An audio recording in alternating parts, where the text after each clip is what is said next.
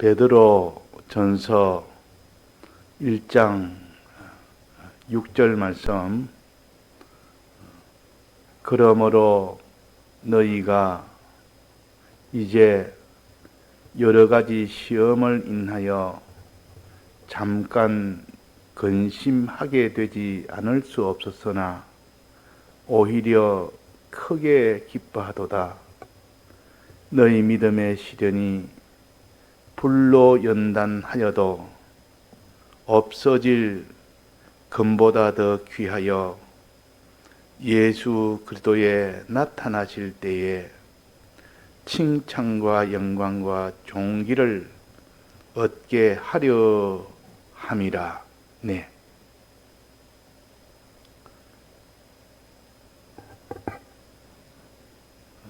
우리가 사는 이 땅에 생활이 있고 또 우리가 이 땅의 생활을 끝내고 이제는 영원한 무궁세계의 생활이 있습니다.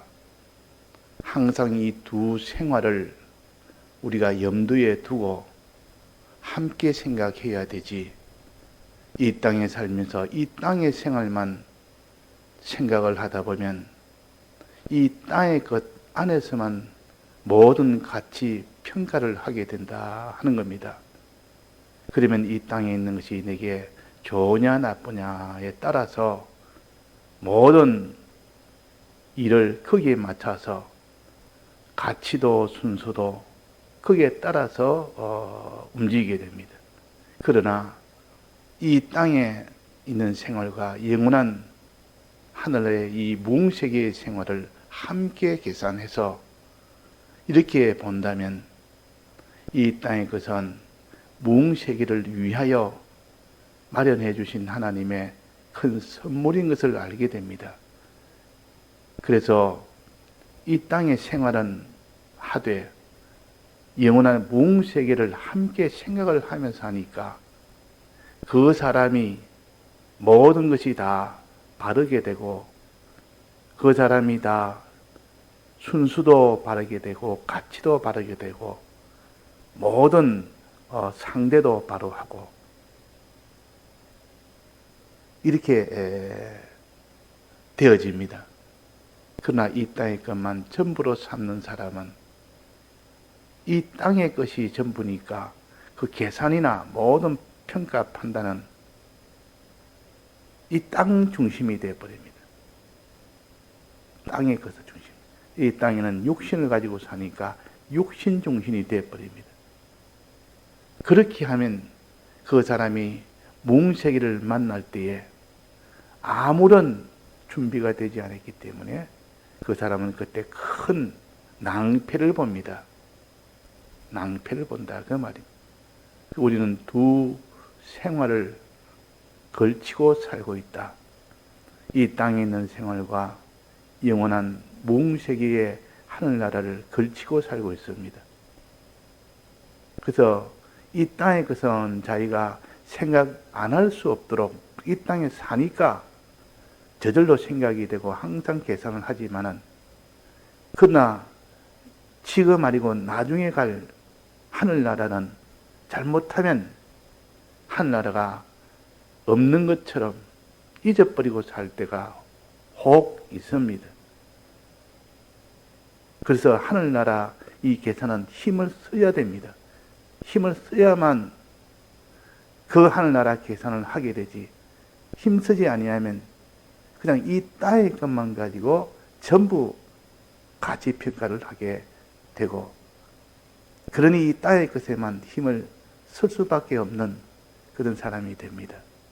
그 사람은 무궁세계에 하나도 준비를 못하는 사람이 된다 하는 겁니다.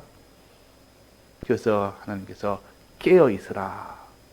깨어있으란 말은 이 땅의 것만 보고 살지 말고 앞으로 올 그리스도 예수 그리스도가 오실 주님을 기다리며 너는 이 땅의 생활을 하고 주님이 오셔서 주실 그 모든 구원을 기다리며 너는 이 땅의 생활을 해야 되지.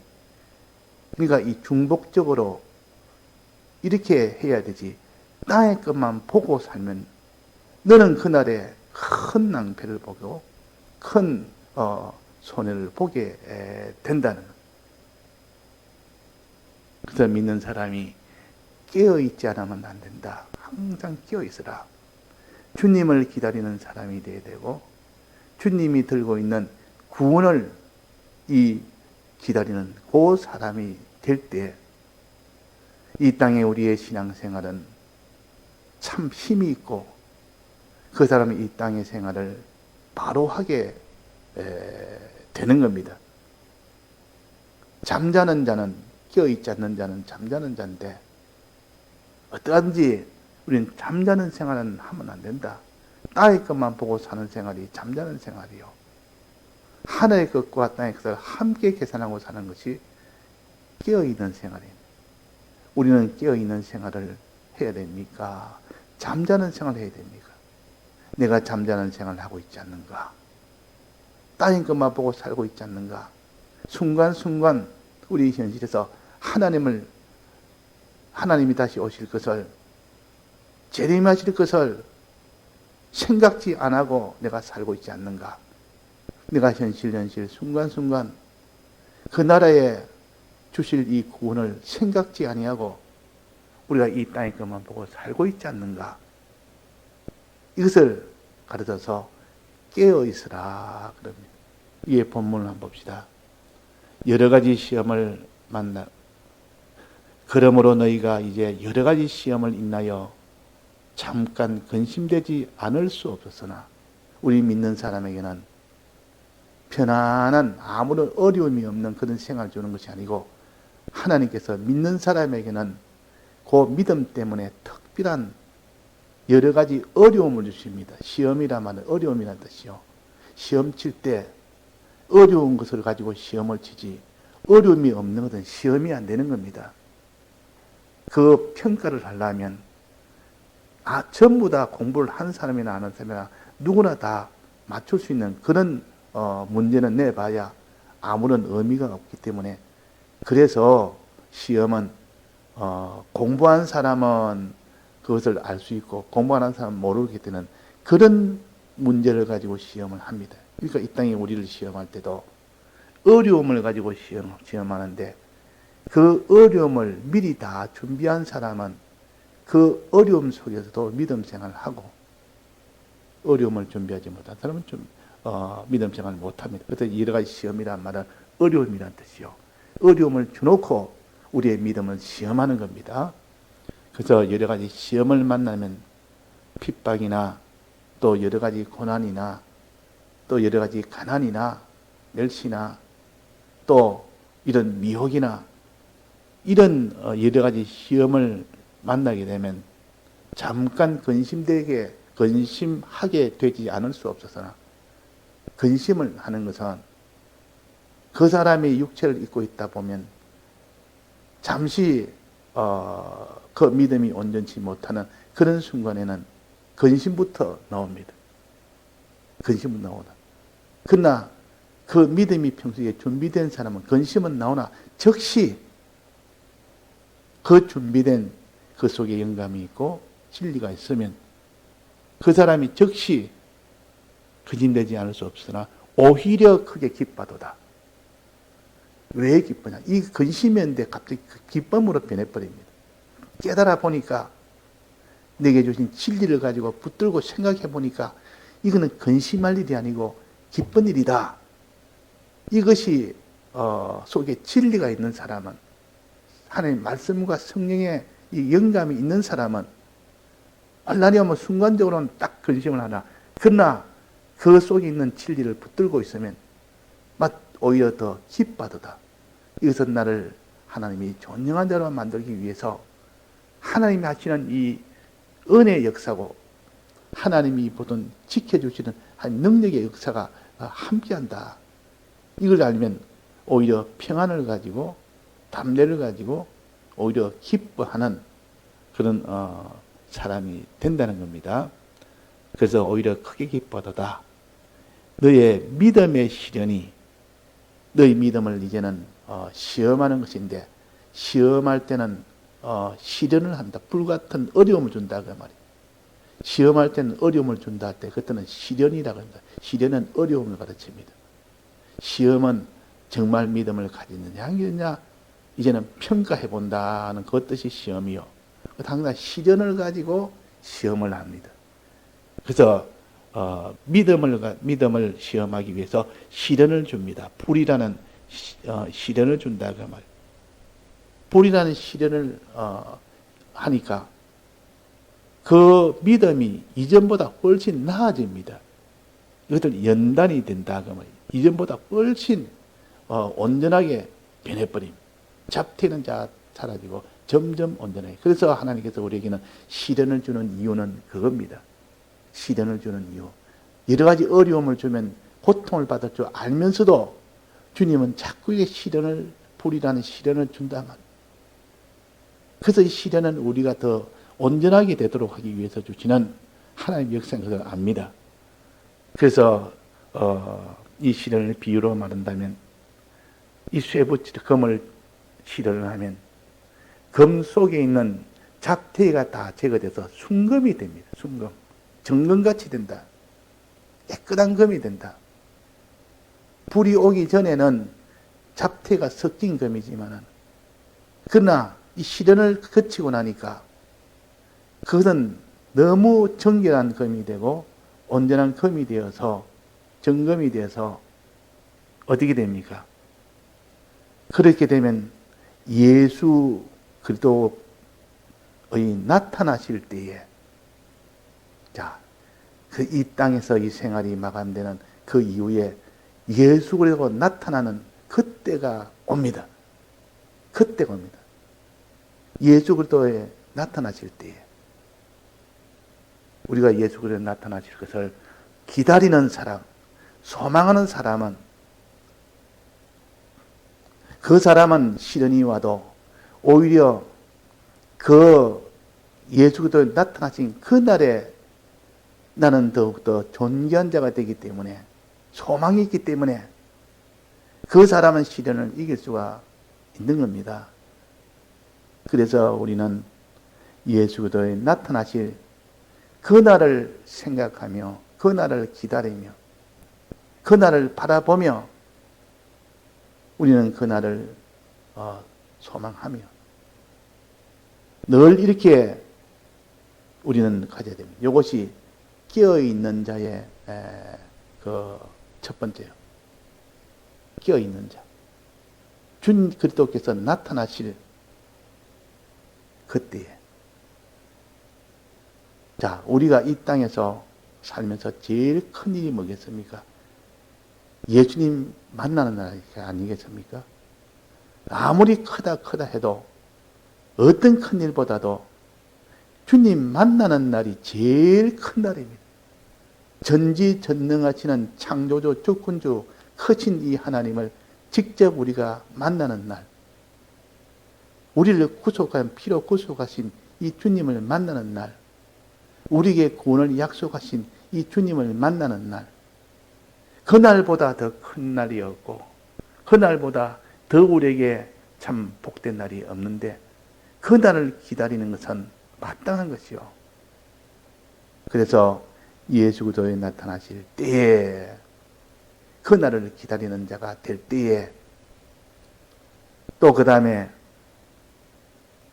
깨어있는 것은 그때 어떤 일을 만나게 되느냐. 주님 만나면 어떤 일을 만나게 되느냐 하니 여기 보니까 세 가지입니다. 첫째는 칭찬과 영광과 존귀를 얻게 하려 함이라. 그때 만나면 주님이 우리에게 뭘 주시느냐. 칭찬과 영광과 존귀를 얻게 하도록 하신다. 그러면 그분을 만나면 그분이 우리를 이렇게 심판해서 행한 대로 갚아줄 때 우리가 참되 하나님 기뻐하는 그런 행한 것을 했으면 칭찬과 영광과 존귀로 갚아주는 하나님이시라 그 말이에요. 우리는 이것을 우리가 소망해야 돼. 첫 번째는 그리스도의 예수 그리스도가 나타나실 것을 소망하고 두 번째는 나타나서 네가 시험을 이기는 이 모든 생활을 한 그 값으로 행한 대로 내게 칭찬을 주시고 영광을 주시고 존귀를 주신다는 겁니다. 자, 이것 또한 얼마나 큰 일입니까? 얼마나 큰 일입니까? 이걸 구원의 소망이라 그럽니다. 칭찬과 영광과 존귀를 받는 것은 구원의 소망이라. 이거 영원토록 받는 것이기 때문에 영생이라 그러고 그것을 구원이라고 그러고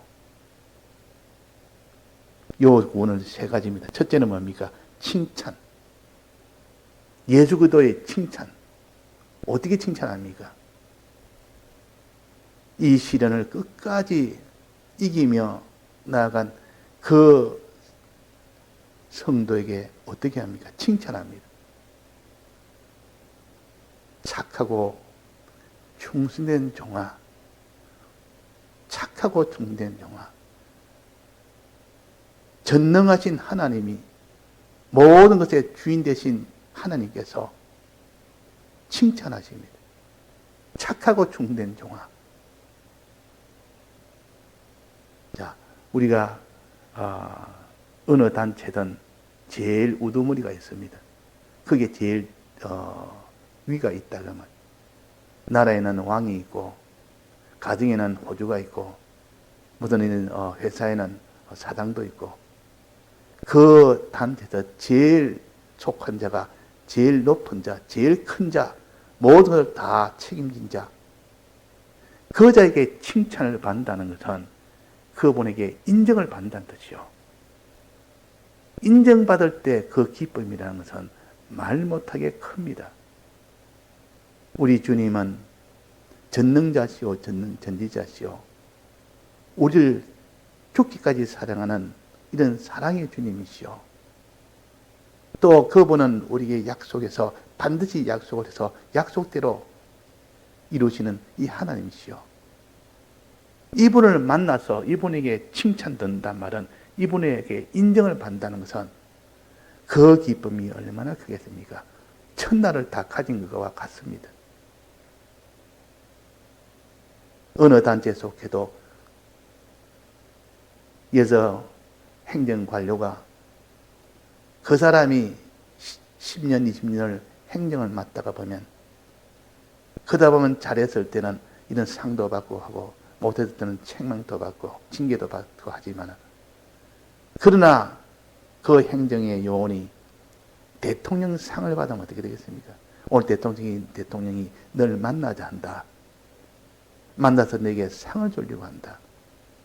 그 대통령을 만나니까 너가 참 잘했다. 너가 맡은 일을 그렇게 했으니까 참 잘했다. 제일 높은 대통령이 인정을 해줍니다.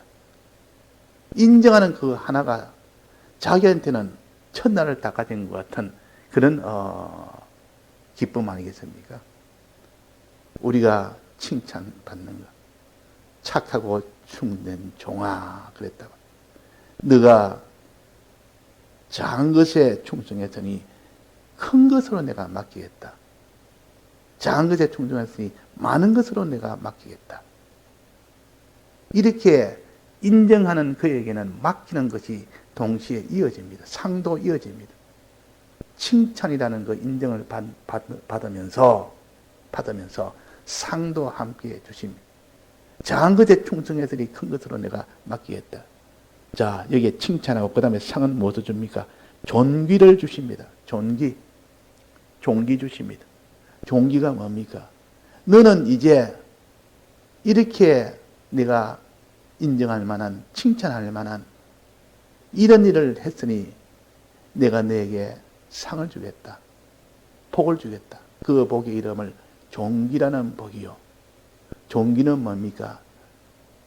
이거 아주 높은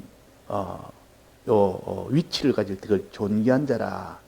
높은 위치. 이 존귀한 사람이라. 저 사람은 아주 높은 사람이라 그 말이에요. 자, 이 존귀는 어떤 것이 존귀인고 하니 하나님의 이 모든 양식을 받아서 만물에게 나눠주는 그 일을 받은 자입니다. 주인이 그걸 맡긴다 그 말이에요. 주인이 그 일을 더 맡깁니다. 너 이제는 내가 하는 이 큰 일을 너가 대신 좀 맡아서 해라. 하나님의 일을 맡아서 하는 그 일을 맡깁니다. 이것이 존귀한 자요. 자, 하나님의 일을 우리 피조물인 사람에게 맡긴다고요. 주인 하는 일을 종에게 맡긴다 그 말이에요. 자, 이것보다 더 큰 복이 어디 있습니까? 종기. 즉 만물에게 내가 양식을 나눠주는 것이 아니라 이제는 너가 양식을 나눠주라. 너가 양식을 나눠주라. 내가 너한테 양식을 줄 테니까 그 양식을 받아서 만물에게 양식 나눠주는 일을 너가 해라. 이 그리스도의 직분이요. 그리스도의 일입니다. 그리스도의 일꾼이 되는 겁니다. 그러면서 그 일을 맡기고 동시에 그 직분을 맡깁니다. 지위를 줍니다. 지위. 너는 그들을 위해서 나눠주는 그 사람이 되라. 다스리는 사람이 되라. 제사장, 선지자, 왕의 이 직분을 영원토록 해서 그들이 다 복을 받을 수 있도록 해줘라. 이 존귀요. 이 존귀한 일을 주고 존귀한 지위를 주는 겁니다. 이것이 우리의 소망입니다, 지금. 자, 이 소망을 실상으로 자기가 느끼고 깨닫고 믿을 때 그 사람은 깨어있는 사람이에요. 깨어있는 사람. 여기에 대해서 관심이 없고 이것은 믿지도 아니하고 여기에 대한 소망도 없고 그건 다 잠자는 사람이에요. 그러니까 주님 오시기를 그리스도께서 나타나시기를 기다리는 이 사람이 깨어있는 사람이에요. 주님이 오셔서 칭찬하고 또 우리에게 종기를 주는 이 일을 기다리는 사람이 깨어있는 사람이라 그 말이에요. 깨어있는 사람. 자, 그래서 만물에게 그 양식 나눠주는 일을 그 일을 맡기고 그 일을 할 수 있는 지위도 맡기는 것을 존귀라 그랬는데 이렇게 일을 맡기려면 첫째 양식을 받아야 될 거 아닙니까? 양식 나눠주는 그 일을 하려면 양식을 하나님께 받아야 되고 또 그 다음에 양식을 나눠줄 이 만물을 자기가 받아야 될 거 아닙니까? 양식을 나눠줄 대상도 있어야 되고 양식도 있어야 될 거 아닙니까? 그러니까 양식을 하나님께서 충만히 주시는 이 부유함이 있게 되고 또 양식을 나눠줄 대상을 받아야 되니까 그 모든 민족을 맡게 됩니다. 민족을 맡게 된단 말이에요. 그래서 어떤 사람에게는 5머나 남긴 자에게는 5골을 10머나 남긴 자에는 10골을 준다 말은 민족을 준다 그 말입니다. 너가 때를 따라 양식을 나눠줄 그 민족을 주는 겁니다. 그 만국을 준다. 나라를 준다. 그 대상을 줘야 될 거 아닙니까? 그래서 하나님이 아브라함에게 약속하신 것은 항상 두 가지입니다. 내 땅을 주겠다. 또 하나는 뭡니까? 많은 자손을 주겠다. 자손은 이 복을 나눠줄 대상이요. 땅은 거기서 나는 양식을 얻는 곳이요. 땅을 주겠다면 양식을 주겠다는 말이에요. 그 땅에 있는 양식을 가지고 그 내 자손에게, 내 민족에게 내게 나눠주겠다. 큰 민족이 되게 하겠고 아브라함이. 그래서 우리의 복은 양식복과 또 양식을 나눠줄 민족복, 만국복 이 복을 주십니다. 이 일을 맡긴 것이 곧 그리스도의 직분이요, 그리스도의 일이요, 이를 가르쳐서 기업이라 그랬습니다. 섞지 않고 쇠하지 않은 기업을 있게 하시나니 기업을 우리가 받는 겁니다. 이 종기라는 것은 기업을 받는 것이요. 그 위에 보면 베드로서 그 위에 보면 섞지 않고 취하지 아니하는 기업을 잊게 하시나니 하나님의 모든 양식을 받아서 그 만물에게 전해주는 이것이 우리의 기업이요. 기업을 받아서 이 존귀한 종기가 되고, 그러니 이 기업을 받은 자들이 받은 나눠주니까 그 만물들이 어떻게 합니까?